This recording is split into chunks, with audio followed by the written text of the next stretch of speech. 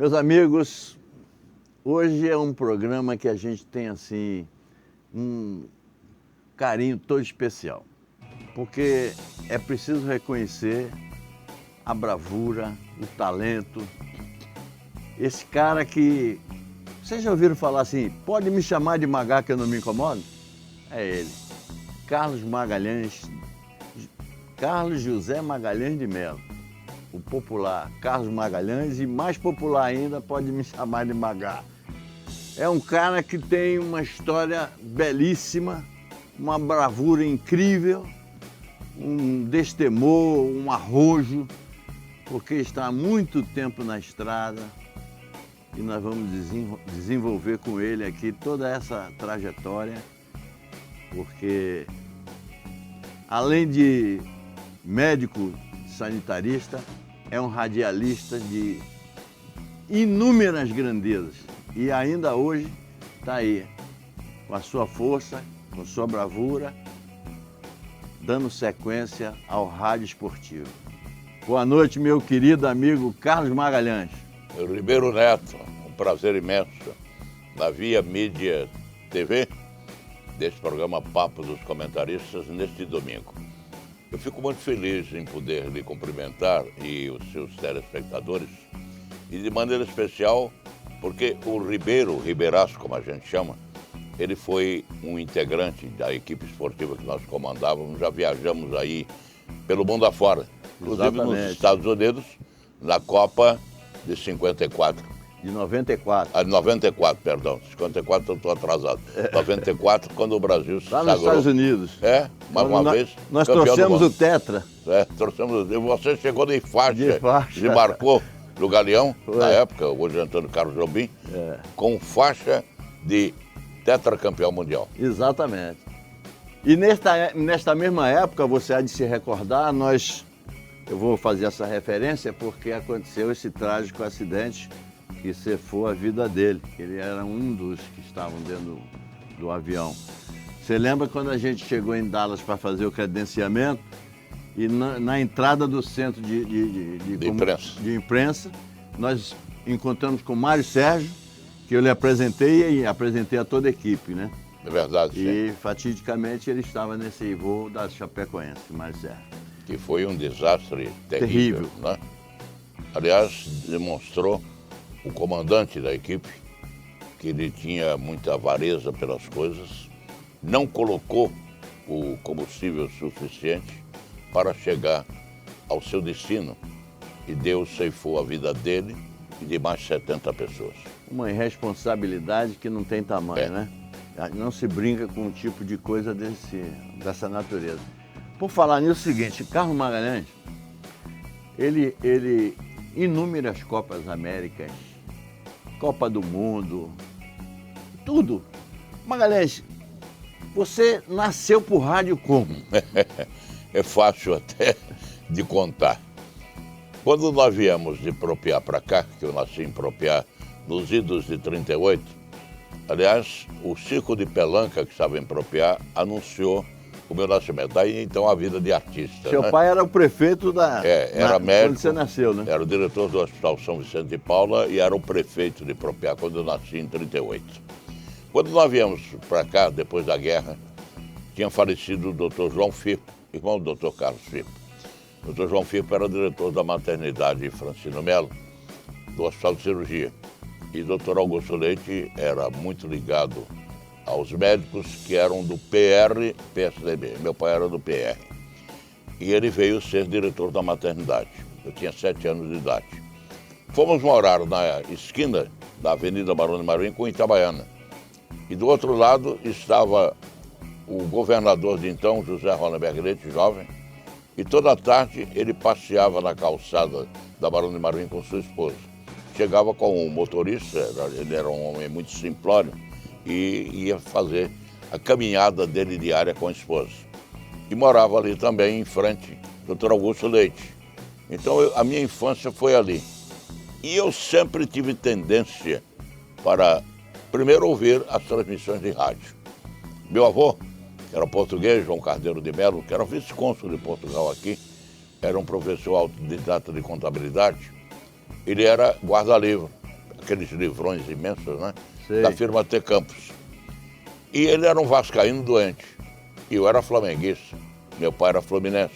Eu tinha um irmão, Carlos Alberto, que faleceu aos 12 anos, que era Botafogo. Então formávamos aquele elenco de torcedores de futebol.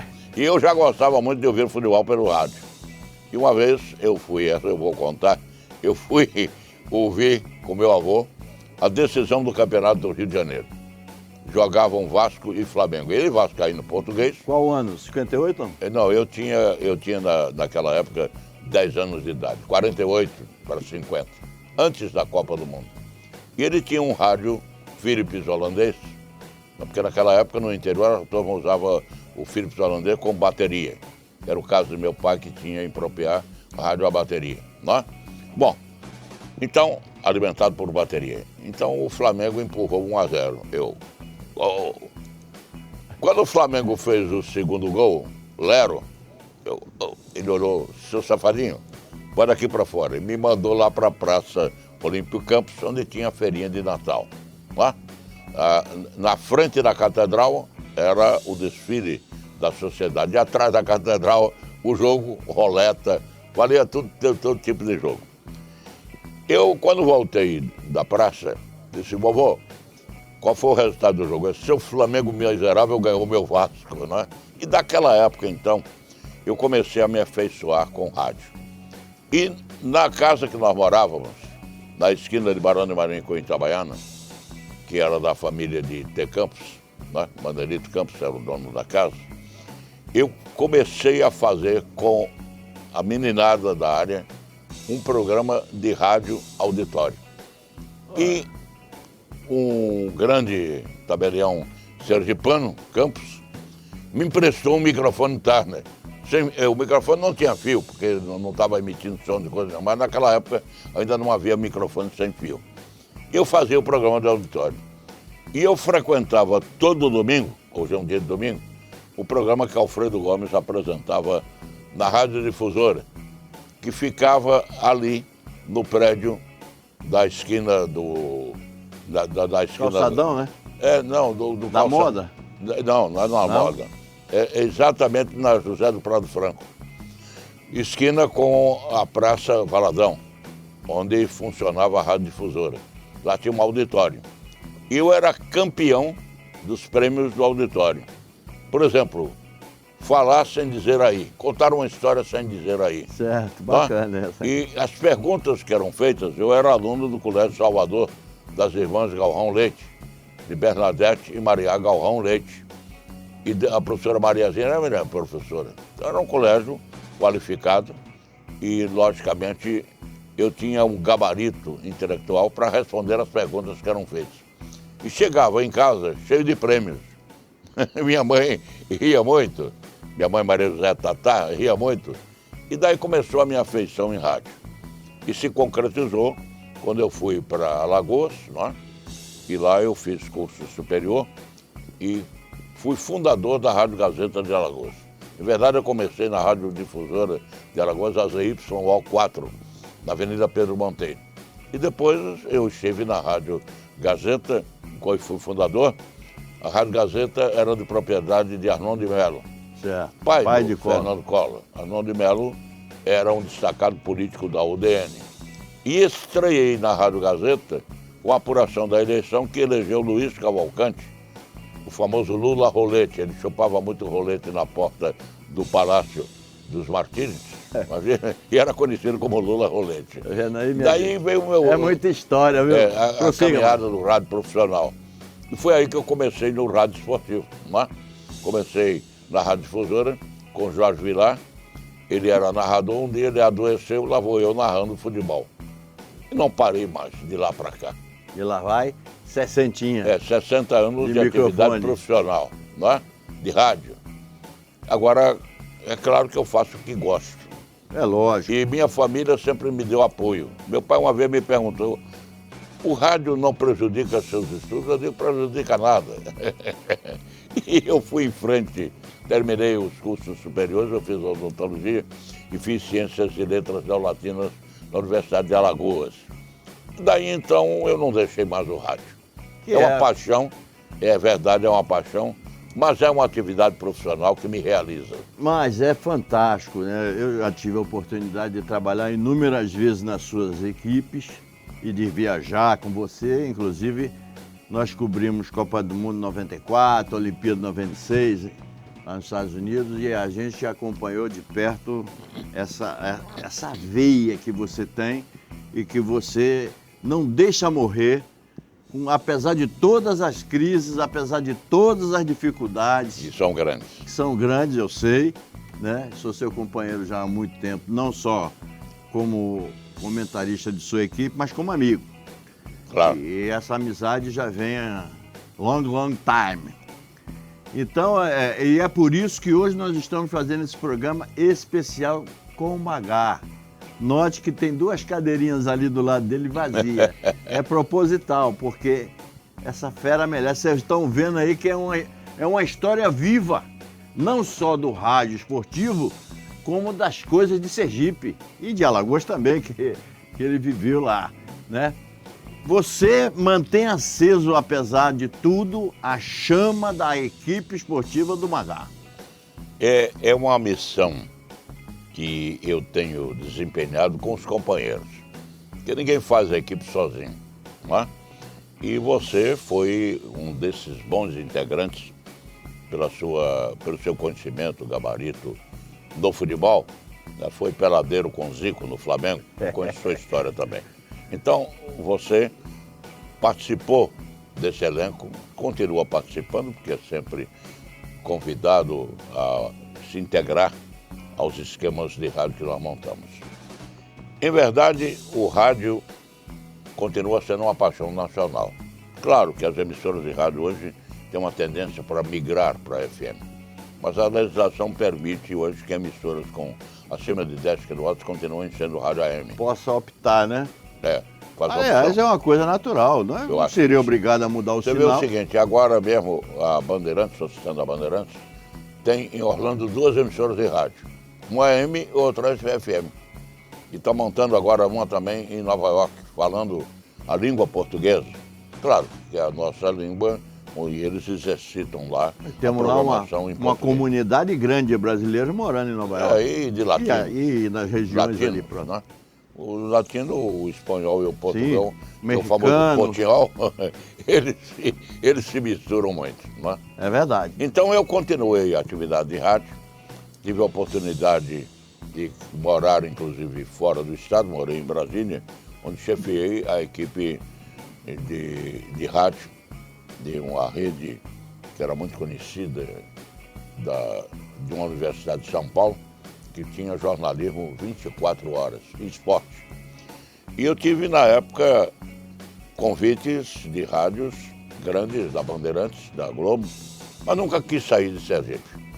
Saí, eventualmente, no período que morei em Brasília, né?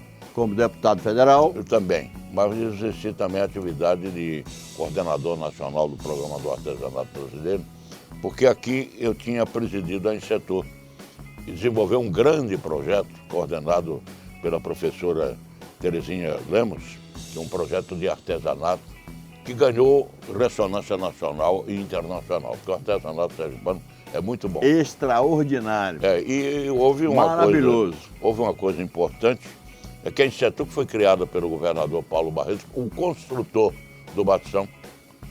O Batistão foi obra do governo Lourival Batista, mas quem construiu foi Paulo Barreto. Paulo Barreto, naquela época, não havia licitação.